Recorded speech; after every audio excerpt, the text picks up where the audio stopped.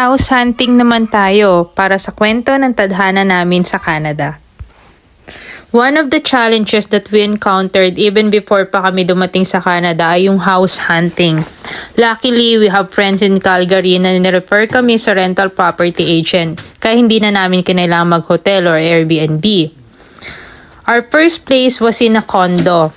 Newly built siya kaya may kamahalan. Maganda na sana yung place, kaya lang hindi family friendly.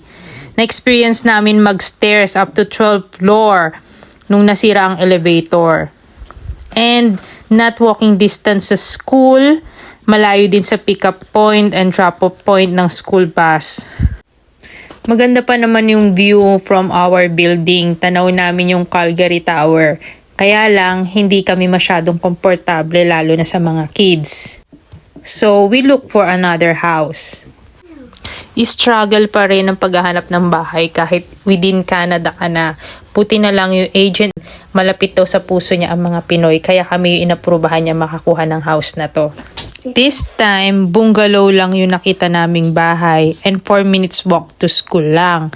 Then 1 minute walk lang din siya sa bus stop. Best place and location na to for a family. Kaya naman nagtagal na kami dito ng taon. May patio sa likod, tapos 3 bedrooms na siya, maluwag din ang dining, maluwag ang living room, meron ding front yard na nakakapag-play yung mga bata sa labas tuwing summer. And then yung mga rooms niya, kompleto rin ang cabinet. So, komportable na talaga kami dito sa bahay na to. Kaya naman nagtagal kami dito ng 1 year. However, due to immigration struggles, we need to leave and move to another province sa Saskatchewan. My husband got a job offer, kaya naghanap kami agad ng lilipatan. Medyo mahirap din nung una dahil small city lang ang Humboldt compare sa Calgary, kaya limited lang ang house. But the good thing here was low rental price. And yung nakita naming house ay 4 minutes walk lang din sa school with backyard and garage.